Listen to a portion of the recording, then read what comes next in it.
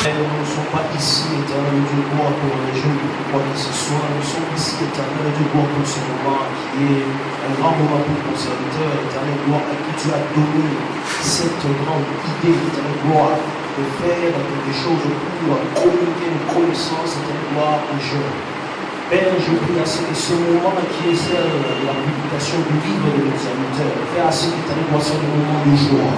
Le moment où toi seul tu seras là, tu vas me conduire jusqu'à la fin. Je prie à cette éternelle gloire, l'esprit de paix. Je voudrais accueillir celle que nous avons à nos côtés. Nous allons accueillir le docteur Remacle Maswaku, qui est le premier conseiller de l'ambassade de la ADC en Inde. Sous l'applaudissement, nous accueillons le docteur Remacle Maswaku.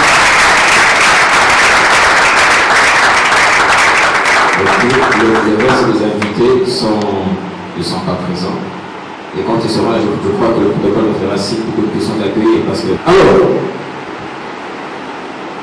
aujourd'hui, nous sommes ici enseignés, comme je vous le disais, pour écouter ce livre du pasteur Bertin Ekita. Le pasteur Bertin Ekita, bien sûr, vous connaissez sans doute qu'il est pasteur à l'église ici. Chaque dimanche, il nous bénit fortement avec la parole de Dieu. Mais aujourd'hui, nous allons le connaître sous une nouvelle facette. C'est excitant de savoir comment est-ce que tu vas placer aussi dans cet homme une connaissance par rapport à des questions qui ne concernent pas seulement l'option, mais qui concernent aussi les questions tout à fait scientifiques. Alors, une petite biographie de notre pasteur, si vous ne savez pas. Notre pasteur, le pasteur Bertin Ekita, est né le 12 décembre 1975. 75 en français, de français, sinon les Belges disent 75, à Kindu, diplômé en sciences politiques à l'université de Delhi, ici en Inde.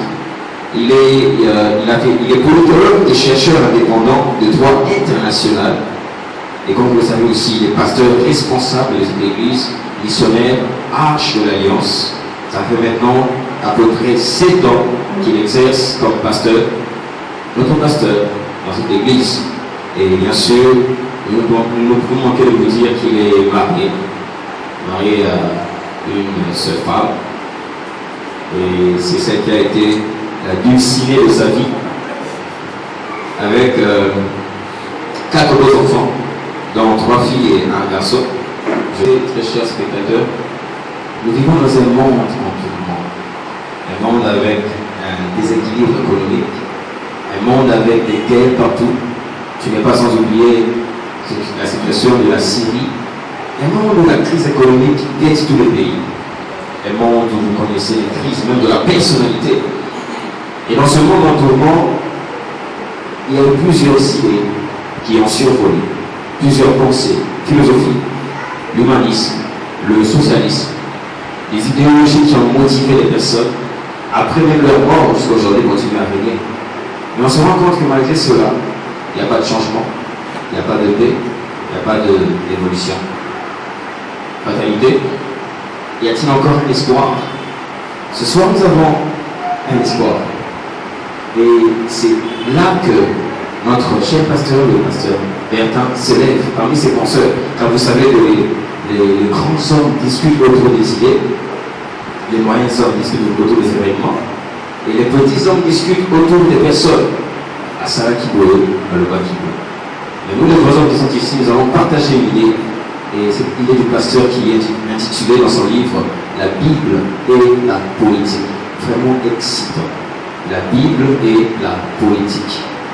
D'un côté, la parole de Dieu, la parole qui a été faite chair, l'expression même de la pensée de Dieu qui a été couchée sur des feuilles.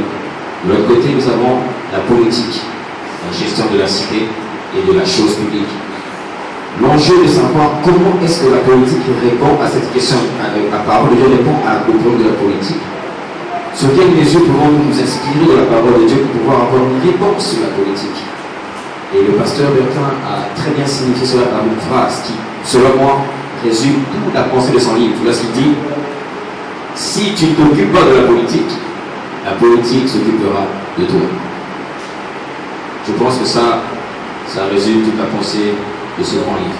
Alors, qu'est-ce qui va se passer maintenant? Le pasteur va, durant 30 minutes, nous entretenir et nous exposer son livre, la Bible et la politique. Il va nous exposer sa pensée et après quoi nous aurons une bénédiction de ce livre et ensuite le docteur Maswaku aura donné son point de vue scientifique sur la question et à la fin nous allons avoir un petit cocktail pendant que nous serons en train d'acheter le livre. Sans plus tarder, je ne parle pas beaucoup, je donne la parole au pasteur pour 30 minutes. Excellence,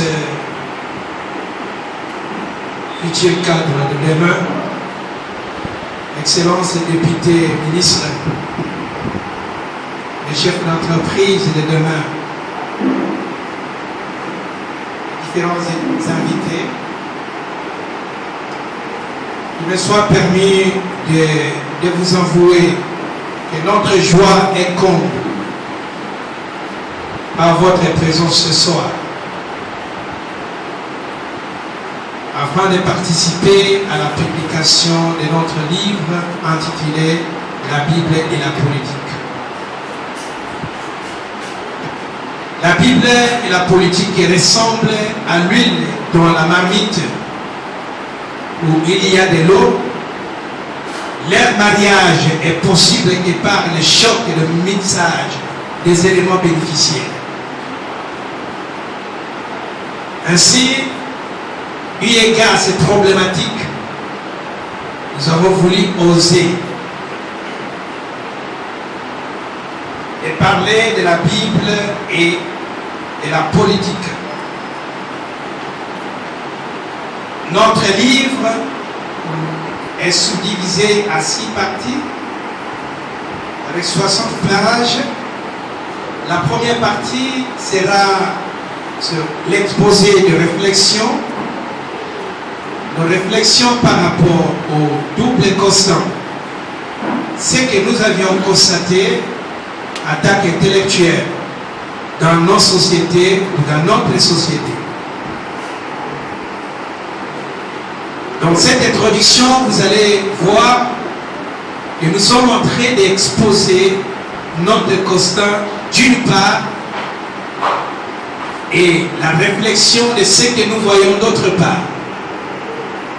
Premièrement, vous allez constater que dans nos sociétés, en ce jour d'aujourd'hui, il y a la prolifération des églises.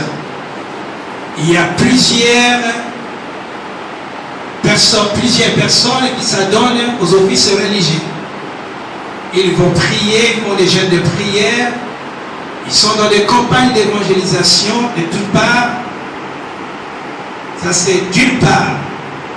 Les gens prient, les gens chassent les démons, les gens font des choses au nom de la chrétienté. Et d'autre part, vous allez constater que les choses vont mal à pied. Il y a des choses, des dépravations de mœurs, il y a la famine, il y a la corruption. Il y a le népotisme, il y a l'égocentrisme, il y a les trahisons. Actuellement, on parle des poisons, il y a les injustices, les inégalités sociales qui sont génératrices de la paupérisation des masses. Sur ce, nous nous sommes dit prendre conscience pour faire radiquer, si c'est possible, par une grande génération, une génération intellectuelle que vous êtes, un peuple qui a l'aspiration de bien-être de la société ou de l'homme en général, pour éradiquer la discrimination sociale, le régionalisme, le tribalisme sur base linguistique et ethnique, l'oppression, la répression, l'exploitation de l'homme par l'homme, la crise aiguë des mentalités et des prises de conscience dans le chef des jeunes que vous êtes ou que nous sommes. Bref, le mal fait que gagner du terrain.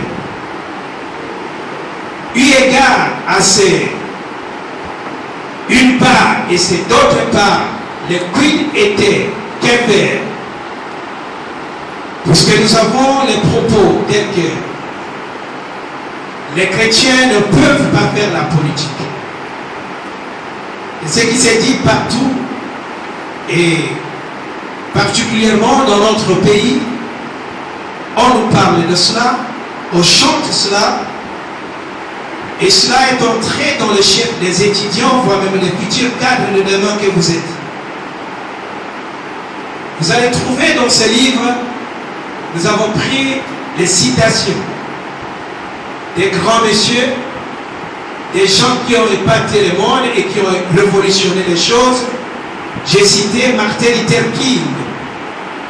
Vous pouvez dire, ce qui m'effraie, ce n'est pas l'oppression des méchants, c'est l'indifférence des bons. Et les bons, c'est vous et moi, puisque nous avons les bons en nous. Le Christ est en nous. Et le christianisme cherche le bien-être de la communauté. Si nous nous trouvons ici à face des tableaux sombres, vous connaissez, de l'histoire d'une génération sans boussole, nous n'avons pas de repères. Et pourtant, celui qui n'a pas de repères n'a pas de père. Nous sommes sans boussole, une génération sans repères, une génération sans héritage, celle où les aînés prennent l'adage de l'apôtre Paul lors de ses enseignements aux Corinthiens, disait, mangeons et vivons car demain nous mourrons. Ils ont oublié qu'après la mort, la vie continue. Eu égard à ces grandes graines précitées, nous rappelons à chacun de vous, et nous rappelons à vous et moi, que l'homme image de Dieu est bafoué, maltraité, opprimé par son semblable.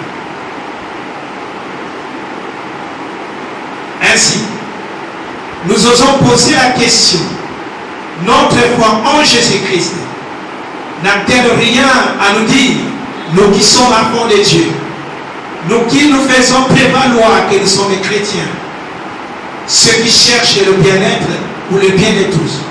Oui, notre foi en Jésus-Christ nous dit que nous aspirons au changement, au progrès tant matériel que spirituel dans notre société. D'où nous ne devons pas continuer à nous renfermer dans nos prières tranquillisantes et nous rappelle qu'il y a toujours la part de l'homme. Comment pourrions-nous alors nous taire indéfiniment devant les spectacles de destruction de tout un peuple?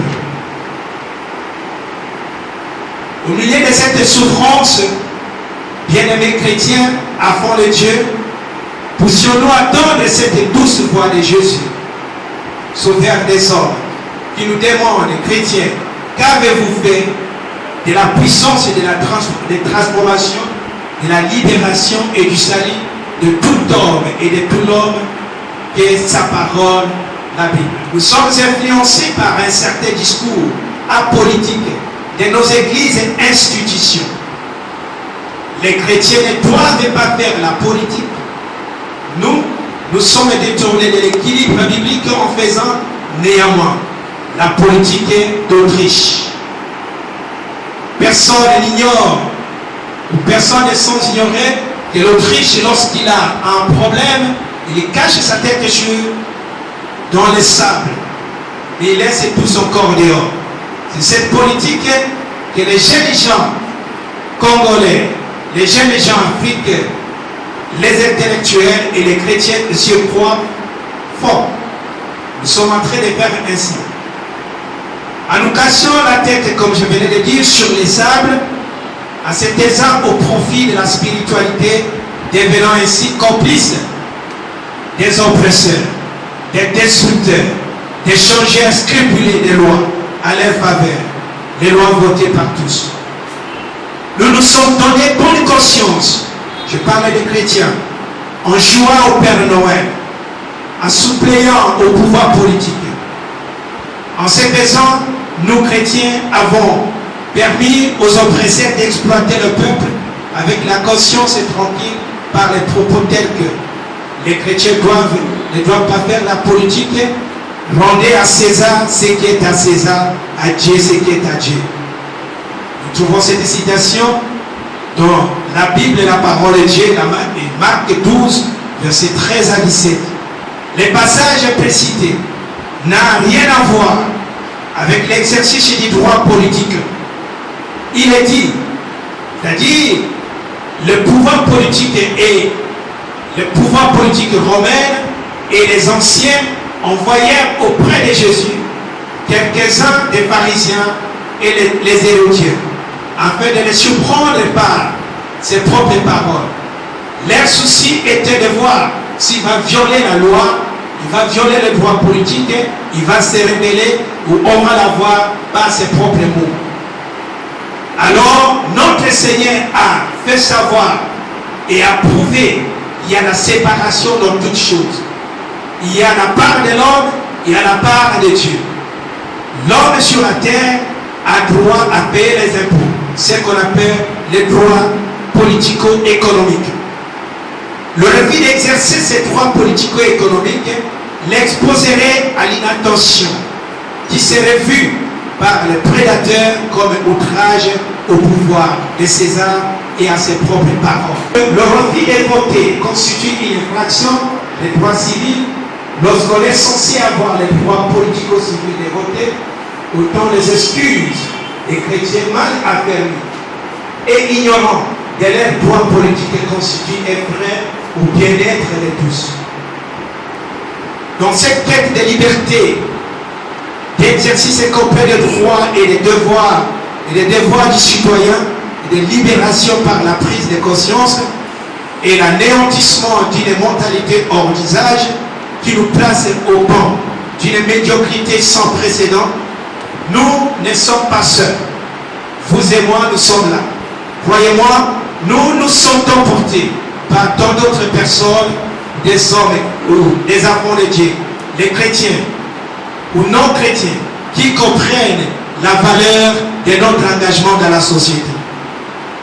Pour ce faire, nous vous proposons ici une lecture politique de la Bible qui nous permettra de réaliser l'autopsie de notre société et d'ouvrir de nouvelles pistes pour une chrétienté engagée dans la gestion de la République. Et si nous décidons d'écrouler cette sorte de mur de Berlin, et vous connaissez par une dose de structure mentale, de prise de conscience de nos droits sociopolitiques en tant que l'homme ayant la valeur du Créateur en nous. Vous vous souviendrez que dans la Constitution, la loi fondamentale de notre pays, dans l'exposé des motifs, dans ce troisième partie, on nous parle des droits humains, le droit des citoyens, la liberté fondamentale. On nous parle de ces choses. Qui est citoyen? Tout le monde est citoyen d'un pays, voire même les chrétiens. Si vous êtes aveugle, voilà pourquoi le concept est ceci. Si vous êtes aveugle à la politique et cause, vous serez voyant par rapport à la politique et effet.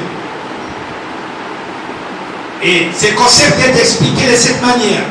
La politique et cause fait allusion aux faits politiques sans lesquels l'exercice du pouvoir dans la démocratie serait illégitime et hors de la loi. Par exemple, l'organisation des élections, les référendums, c'est-à-dire la politique et les consultations électorales sur un problème de société ou de haute politique. La politique fait allusion aux applications et implications des faits ayant été scellés par la politique et cause. Les élections organisées, le résultat, ce sera le choix des dirigeants. Et si la politique et cause est biaisée, la politique et fait sera mortelle. Ainsi, dans nos nations, nous retrouvons des politiciens qui font tout pour pérenniser leur position, car ils savent mieux que quiconque que la trame qui les a menés là où ils se trouvent aujourd'hui s'appelle la tricherie. Tous les effets de cette politique seraient la corruption, le non-respect du droit humain, l'inclinaison aux modifications des lois fondamentales, c'est-à-dire la constitution, assassinat, arrestation arbitraire, enrichissement illicite, avec des expressions, la chance vous sourit, saisis-la par la taille. Revient à dire, profitez de ton temps car tu ne l'auras plus. Alors, si le peuple s'engage avec une dose de prise de conscience, le peuple dont je parle ce soir, ce sont les chrétiens. sans discrimination des races, des tribus ou des religions. À la politique est cause, alors la politique est fait affecterait positivement toute une nation. Ainsi donc, dans ma conclusion de ce livre, je vais vous dire quelque chose et cela va nous amener à comprendre pourquoi nous avons écrit ce livre. Dans notre conclusion, nous sommes en train de montrer dans le livre, vous allez voir un diagramme, bien, ce schéma sur la politique est effet et la politique est cause. Vous allez voir et que vous aurez le livre. Ainsi, je passe à la conclusion de ce livre pour vous faire goûter précisément notre idée. La première chose que nous devons retenir, on n'échappe donc pas à la politique. Il serait illusoire de prétendre y échapper. Les chrétiens ont fait donc parfois pour le meilleur et pour le pire. On n'échappe pas à la politique. Ayons la prise de conscience de nos devoirs sans oublier nos droits ou nos obligations dans nos sociétés. La foi, on ne le vit pas à l'église. La foi, on le vit dans la société. Et la foi, notre foi, implique le bien-être de la société ou des hommes, des autres. Ainsi, si tu ne t'occupes pas de la politique, a dit M. Mathieu Percheminier, la politique va s'occuper de toi. Notre foi se vit dans la société par nos actions et nos services pour nos nations. Notre foi ne se vit pas dans l'église. Ainsi, l'homme est binaturel. En lui demeure le surnaturel et le naturel. Vous vous souviendrez que Jésus pouvait dire « Je suis le Fils de l'homme ». Et Jean lui dit « Il est le Fils de Dieu ». Donc un chrétien, un fils de l'homme et fils de Dieu au même moment. Il sert son Dieu dans la société par la position qu'il peut occuper dans la société. Sa priorité, le bien-être de son prochain qui est l'image de Dieu. Le bien-être de son prochain. Le refus de servir sa société par une gestion qui reflète le céleste au milieu des impies prouve en suffisance que notre foi en Dieu est morte et n'a pas la base de la parole de Dieu. Entre deux extrêmes, l'engagement passionnel et le refus de toute action politique, il y a des attitudes dans lesquelles nous, chrétiens, nous pouvons nous inscrire en lisant de la liberté d'action que confère l'instruction de Paul. Tout est permis, mais tout n'est pas utile. Tout m'est permis, mais tout n'édifie pas. Que personne ne cherche son propre intérêt, mais que chacun cherche celui d'autrui. Où est-ce qu'on peut chercher les terrains d'autrui? C'est dans la société. Tout engagement sera subordonné à notre première vocation qui est de servir Dieu. Regard biblique sur le pouvoir politique dans ce livre est ci-dessous. La Bible ne cesse d'affirmer que tout pouvoir vient de Dieu. Le sage lui-même l'enseigne. Dans la main du Seigneur est le gouvernement de la terre. Il succédera à l'homme approprié à ton voulu. Tous ceux qui commandent ou exercent une responsabilité dans la société ont à le faire apportant le souci du bien-être de son semblable. Loin d'être absolue, leur autorité confiée par Dieu est limitée par des obligations morales tempérées par la loi. Dans la Bible, le responsable politique est au service de Dieu lorsqu'il sait mettre un frein au pouvoir dont il dispose. Quand Dieu établit son peuple d'Israël, il a mis dans leur tête des hommes qui n'étaient pas d'abord des hommes politiques, mais des envoyés religieux. des médiateurs ayant pour mission de faire d'Israël un royaume sacerdotal, une nation sainte. Moïse, puis les juges, les prophètes, le prêtre. Mais dans la Bible, Israël est aussi une communauté dotée d'une organisation politique. Celle-ci est théocratique dans les temps de Samuel. Car le pouvoir s'y exerçait encore au nom de Dieu. Quelle qu'en soit la forme, pouvoir des anciens nommés par Moïse pour l'assister. Et Josué les juges en fait des rois. Si les deux pouvoirs sont en association étroite, la politique est cependant bel et bien subordonnée au spirituel. Malheureusement, c'est en matière d'autorité politique que l'homme est le plus porté à dépasser les limites de son pouvoir. Les prophètes n'ont pas manqué de dénoncer ces rois ou ces chefs du peuple qui, délivrent de leur puissance, écrasent les uns et les petits et s'élèvent contre le maître souverain. Ainsi, nous pouvons trouver des hommes de Dieu, des enfants de Dieu, qui, d'une manière ou d'une autre, font la politique passive ou la politique active.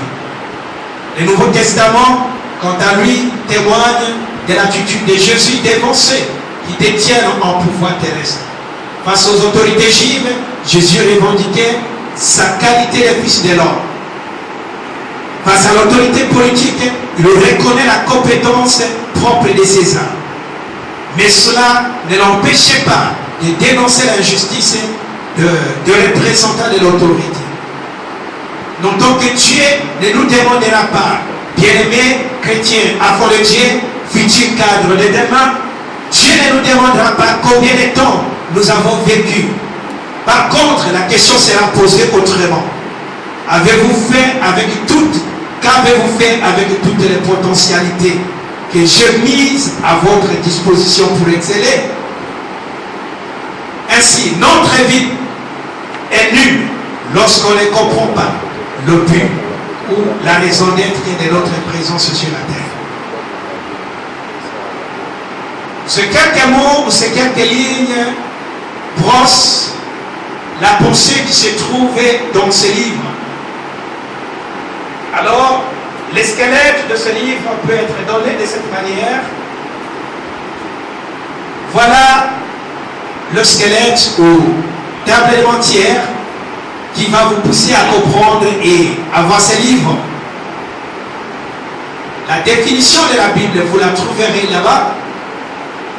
Et de la politique, l'autorité et liberté de Jésus face au pouvoir religieux, face au pouvoir social, face au pouvoir politique, face au pouvoir économique. Nous nous sommes dit, en nous posant des questions, qui peut et qui ne peut pas faire la politique? La politique est partout. La politique est partout. C'est depuis la naissance jusqu'à la mort. Vous allez le voir dans ce livre. Et la cinquième question que nous nous sommes posées, où commence la politique, jusqu'où s'arrête-t-elle? Vous allez voir les éléments qui sont dans ce livre, ainsi que notre conclusion que nous venions de penser et de vous le parler ce soir.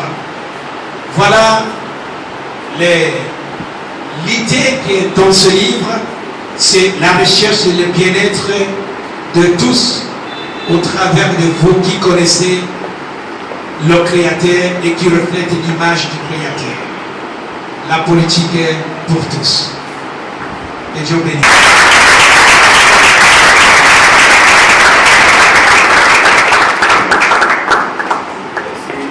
Nous allons à présent passer à la bénédiction de ce livre qui nous a été présenté si bien par le pasteur. Nous allons inviter le pasteur, de ce nom de Dieu, le pasteur Didi, s'il pourra se lever. Sous vos acclamations, bien sûr, s'il veut se lever. Nous allons, dans cet acte solennel, je vais montrer aussi, avec tout le respect et honneur au pasteur, et ainsi le docteur Mansapou de se lever. Donc, Et bien sûr, vous aussi dans la salle, parce que c'est un moment très solennel. Pouvez-vous aussi, s'il vous plaît, distinguer les invités, très chers, futurs cadres, vous levez, alors que nous allons ouvrir ce bouquin, ce papier, et nous allons bénir ce livre. Parce que c'est des idées comme ça que nous voulons encourager. Et nous aussi, nous sommes appelés à suivre, à emboîter le pas à notre leader. Monsieur le pasteur, et vous pouvez applaudir.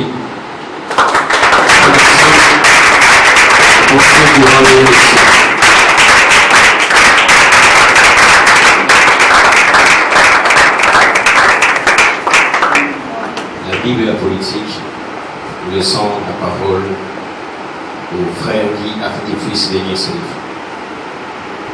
Nous disons solennellement et honneur à la science que ce livre entre dans le monde scientifique et sera accepté par tous et par les acclamations.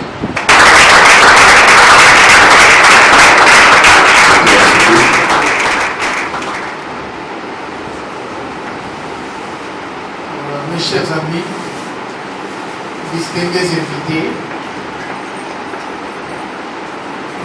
je voudrais d'abord remercier les organisateurs de ce baptême, ceux qui ont donné de l'importance à cette œuvre d'esprit, d'avoir pensé à moi pour donner mon point de vue, ma lecture sur la quintessence de cet ouvrage. Je voudrais aussi vous remercier tous pour votre présence à cette cérémonie. Mais permettez-moi de vous dire une chose. Lorsque l'invitation m'est parvenue, je me suis posé plusieurs questions. La première est celle de savoir à quel public je veux m'adresser. Est-ce que c'est un public religieux ou c'est un public scientifique? La troisième question était celle de savoir avec quels yeux je vais écrire mes pensées et le lire devant vous. Surtout que je venais d'avoir les yeux d'emprunt il y a une semaine et que mon médecin ne m'a pas encore autorisé à lire tout ce qui est sur le papier. C'est pourquoi je demanderai votre indulgence sur tout ce que je vais dire et sur mes petites lacunes. Mais l'importance du travail, l'importance du sujet est tellement excitant que j'ai oublié que j'étais malade. Passionné par la politique, passionné par la déformation de l'éducation et de la formation, je me suis fait violence pour venir à vous, pour vous donner ma lecture de cet ouvrage. Mes chers amis, distingués invités, permettez-moi, est-ce que je peux me mettre debout pour mieux voir, parce que j'ai des problèmes de vision. Aujourd'hui, le pasteur Bertin nous soumet à un exercice.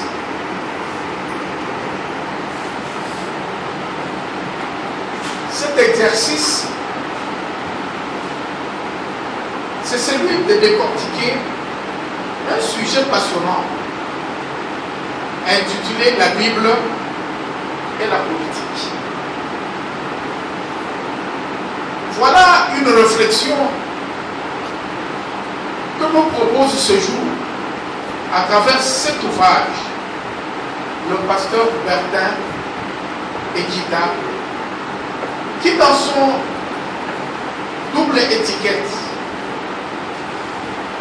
de politologue de formation et de serviteur actif de Dieu soumet à notre intelligence.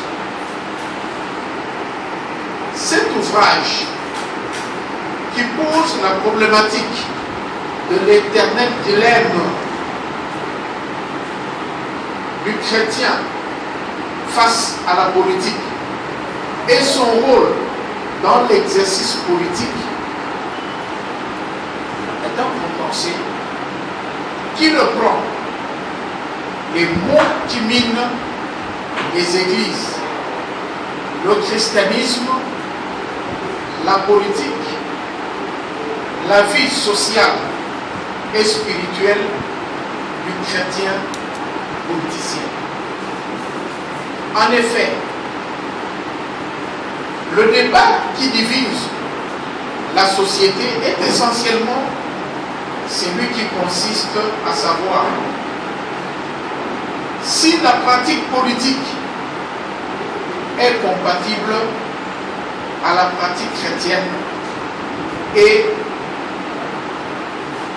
aux prescrits de la Bible.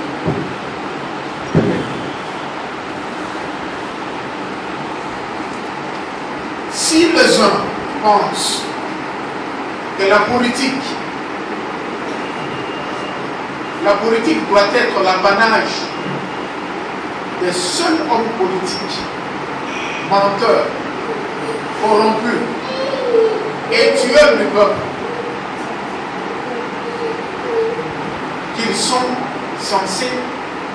alors qu'ils sont censés protéger et libérer de la pauvreté et de la souffrance, d'autres, avec raison, estiment que le chrétien, à l'image de notre Seigneur Jésus-Christ, a un rôle messianique à jouer et se doit de libérer le peuple de Dieu pris dans l'engrenage de la sorcellerie et de la franc-maçonnerie. Ce livre, soumis aux fonds baptismaux ce jour, est une réflexion philosophique, un enrichissement parmi tant d'autres qui n'échappent à la critique et à la nécessité qu'impose la rigueur scientifique. En tant que tel, il est une œuvre humaine, fruit d'une réflexion humaine qui devrait éveiller les esprits endormis en lieu et place des critiques stériles. Ce livre jette un regard édifiant sur notre société, les enseignements reçus dans nos églises et leur pratique une fois en plein exercice politique, afin de permettre aux chrétiens, aux hommes politiques et aux étudiants chrétiens, futurs décideurs politiques, d'être sensibilisés sur l'enjeu et le méfait d'adeptes de la pratique des sociétés secrètes qui tranchent avec le prescrit public. Cet ouvrage est un miroir et un démenti à ceux qui pensent que la politique, c'est le mensonge. C'est la guerre, c'est la dépravation de mœurs qu'il faut laisser aux adeptes de Satan qui propagent la fausse idée et les fausses doctrines selon lesquelles sans loge, sans émergence politique.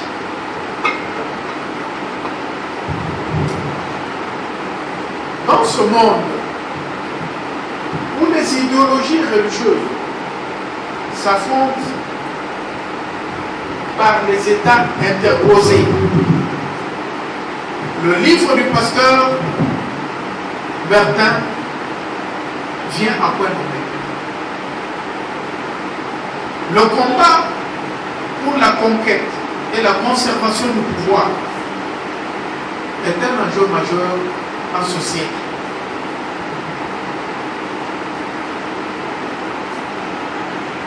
Tout le monde, chrétien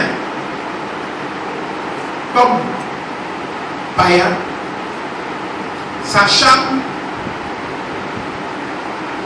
pour la conquête du pouvoir et la conservation du pouvoir. Face à cette réalité, le chrétien présente la face d'une personne résignée, d'une personne qui se dit la politique c'est pas pour nous, c'est pour les autres. Or, la politique régente tout. Et c'est à cette tentation que émergent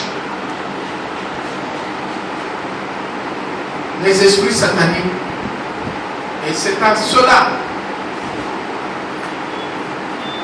que ceux qui ne servent pas le Seigneur se servent pour recruter, pour embrigader, pour encadrer les jeunes intellectuels que vous êtes.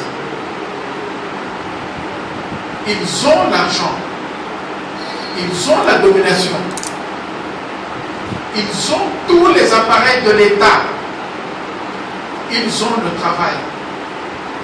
Et la tentation est très forte pour vous, jeunes étudiants, pour vous, intellectuels. C'est parmi nous, c'est parmi vous, c'est parmi les intellectuels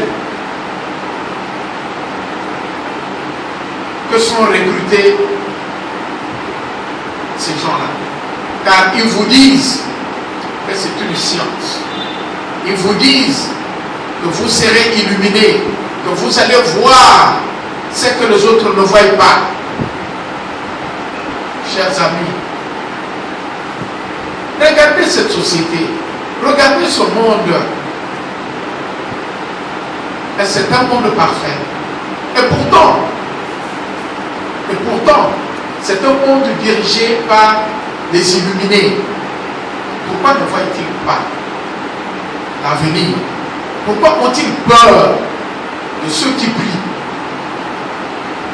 C'est qu'il y a quelque chose qui ne va pas. C'est qu'ils sont dans le faux. La vérité est que ceux qui brillent ont un pouvoir. Ceux qui croient en Dieu ont un pouvoir. Comment dès lors comprendre que la vérité aujourd'hui est cachée? Comment dès lors comprendre que si quelqu'un a la vérité, celui qui détient la vérité doit nécessairement participer, doit être d'une société secrète? Qui a-t-il le secret, mes chers amis? Est-ce que la science est-elle secrète? Est-ce que la vérité est-elle secrète?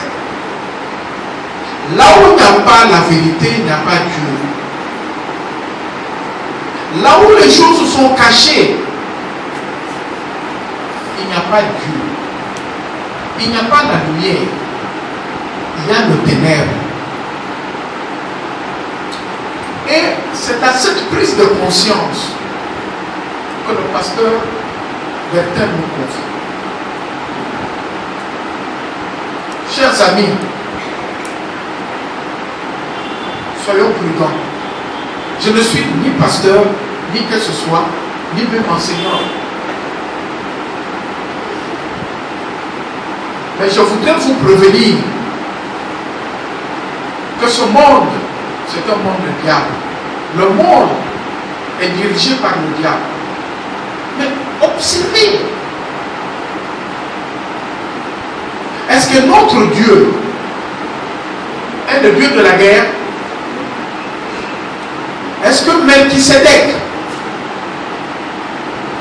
est le Dieu de la guerre? Non, mes chers amis, soyez prudents.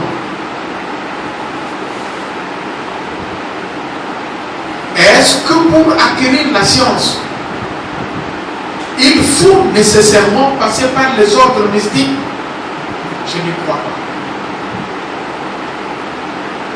Est-ce que pour émerger en politique, nécessairement, il faut passer par les loges? Je n'y crois pas. Je n'y crois pas. C'est pourquoi je félicite aujourd'hui le pasteur Bernard pour cet essai. Car il faut toujours oser. Il faut toujours écrire. Il faut toujours réfléchir. Et il faut toujours lire. Je ne serai pas si long. C'est vrai, le moment n'est pas au discours. Mais le moment est à la joie. Parce que, à part les enfants que je vois là-bas au fond de la salle, aujourd'hui le pasteur Bertin vient de mettre au monde un autre enfant. Celui-là, c'est notre fils. Il vient d'entrer dans le cercle des écrivains. Oh, quel exercice passionnant. Vous aussi, demain, après-demain, dans votre domaine précis, vous allez vous livrer à cet exercice. C'est à cela que nous sommes appelés d'observer notre environnement, d'observer notre monde et de laisser pour la prospérité nos écrits pour la diffusion du savoir.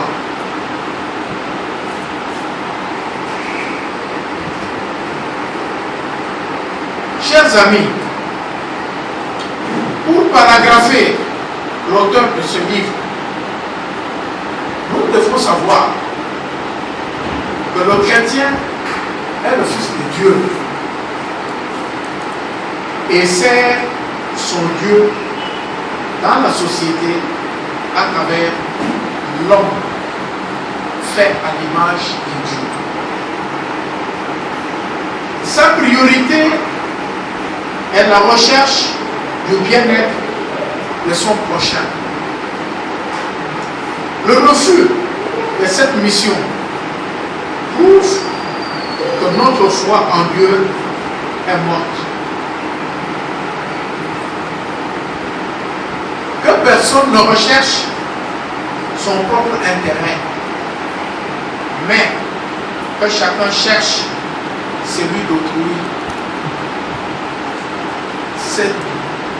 C'est ce à quoi vous êtes appelés, vous chrétiens. Si vous abandonnez la politique les satanistes vont s'en accaparer et prendront le dessus sur vous. Ils vous imposeront alors l'homosexualité. Ils vous imposeront tous les vices du monde. Ils vous imposeront la dépravation de mœurs. Vous serez dans une position de faiblesse. C'est pourquoi je vous confie à ne pas laisser aux autres votre place. Car la nature a horreur du vide. Si vous laissez un vide, eh bien ce vide-là sera complété par le mal. Pour cela, je vous invite, chers amis,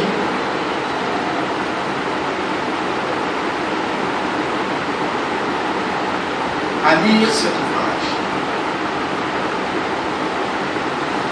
Je vous invite, chers amis, à décortiquer cet ouvrage. Je vous invite à vous nourrir de cette nourriture intellectuelle. C'est à cela que vous en serez grandi, que vous serez fort moralement et intellectuellement. Je vous remercie.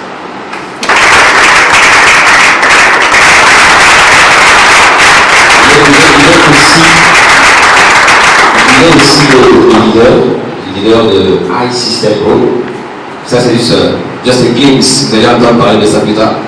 I-System Group est un groupe qui a contribué à la formation de ce livre. Et en tout cas, nous l'encourageons à continuer comme ça. C'est des entreprises qui doivent être encouragées. Et nous aussi, emboîtons le pas.